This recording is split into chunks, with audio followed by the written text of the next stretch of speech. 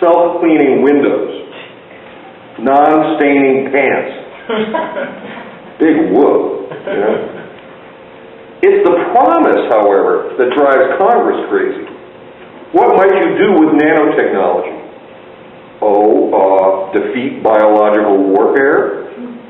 Defeat all disease, in fact? Heal the environment?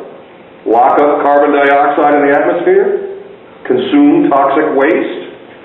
End our dependence on oil? Produce solar panels so efficient and flexible that they can be put in your clothes? Conquer space. NASA loves this one. With enough carbon nanotubes, NASA thinks, which is the strongest, lightest material ever made, you could stretch a cable 22,347 miles exactly to a stable point in space, and then you could run cars up and down this cable full of people and payloads. It would be a space elevator. They're serious about this. 5-hour ride, one way, if you like. Forget those insanely expensive chemical rockets that haven't changed since the 60s. As far as NASA is concerned, this could be the breakthrough to the stars. They love this. Now, mind you, that's nanotech mild. That's not where you get the real excitement. The real excitement explodes from the second kind of nanotech.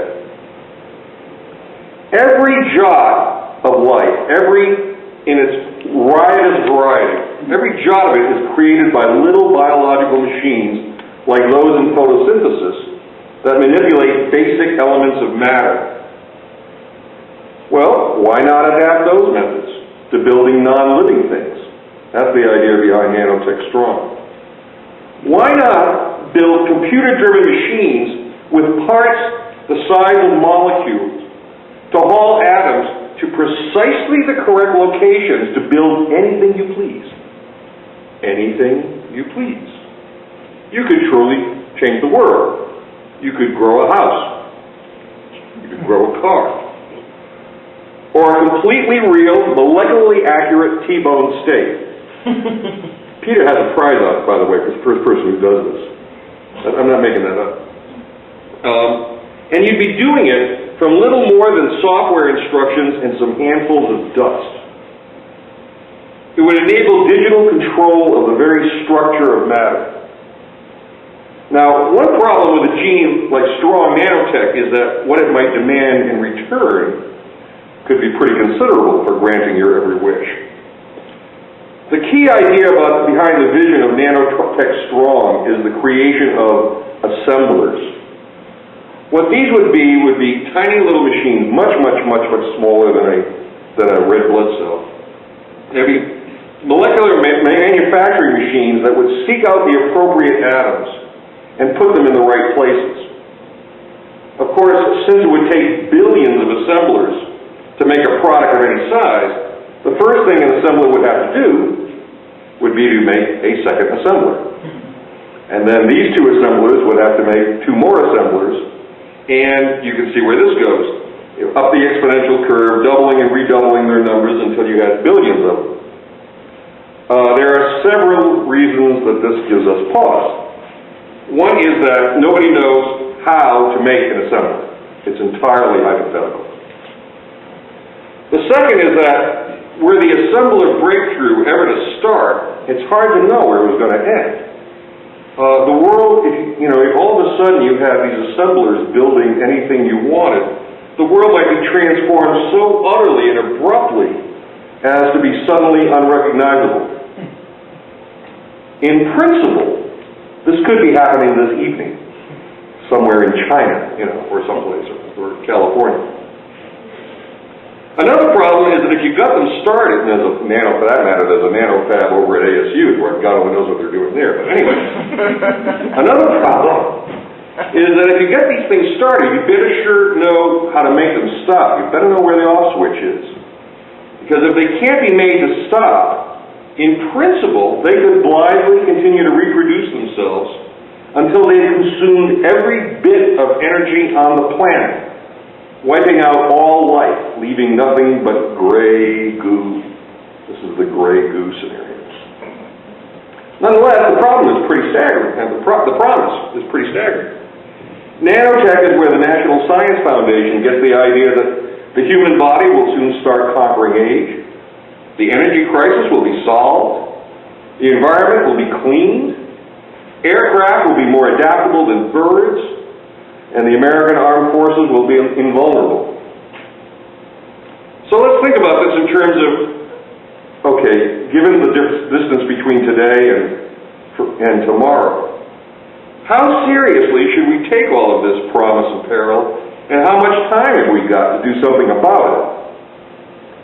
Well, to help with this project, at ASU I've created something you can go visit called the 7 Horizons Wiki.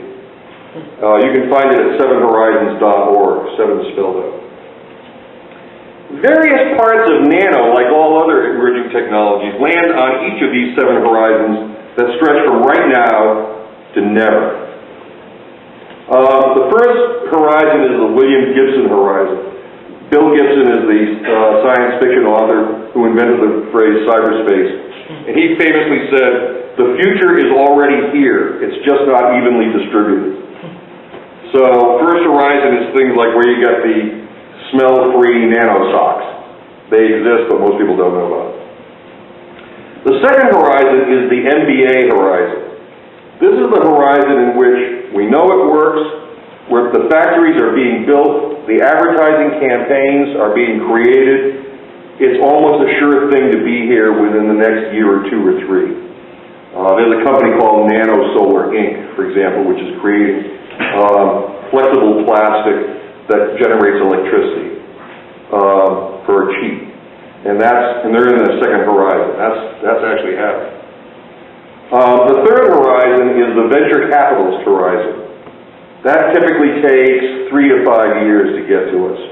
This is the stage where we've got it works in the lab, but we don't know yet whether we can make it into a business, and we don't know whether we can scale it up. But there's gazillions of dollars changing hands. That's the third horizon, and 3 to 5 years typically. The fourth horizon is the lab horizon. That's the one, this is basically 5 years to never. This is the horizon in which, okay, we've got it working in the lab, we have no idea whether we can ever make it into a business, and we're scientists and we really don't care about making, tawdry, money things, So there's what's called the valley of death between the third and fourth horizon. So there's a lot of things that work in the lab that never get to business. The fifth horizon is the DARPA horizon. This is the Defense Advanced Research Projects Agency. This is the skunk works for the Pentagon. These guys have already changed your life. These are the people who brought you the internet, no matter what Al Gore says. It was originally called the ARPANET. This is the horizon in which we have no idea whether this works, but we're throwing big bucks at it. So, for example, one example of what they're doing right now is they're funding a huge amount of work at UC Irvine on telepathic helmets that transmit thoughts, synthetic telepathy. Who knows whether this is going to ever work, but they're throwing big bucks at it. So that horizon, the DARPA horizon, is to us is like 10 years to never. The sixth horizon is blue sky. That's the one where it's basically reasonable science fiction. So, we know that you can take plant genes and insert them into a mammal. Sixth horizon is, wouldn't it be cool if we could make humans that could photosynthesize, and create energy directly from the sun? Not nuts, but you can see it from here, So that sixth horizon is 20 years to never. And the seventh horizon is the stuff that's really preposterous, like, Sedona crystals. Teleportation fits into the seventh horizon. So my advice to you, when you think about all this nano hype Joe's going to talk about, is to ask yourself, what horizon is this person talking about? Are they building factories? Are they spending big bucks? Or are they just blowing the most outrageous smoke? Sometimes in the same sentence. Only by establishing that can we address these toweringly important questions. How seriously should we take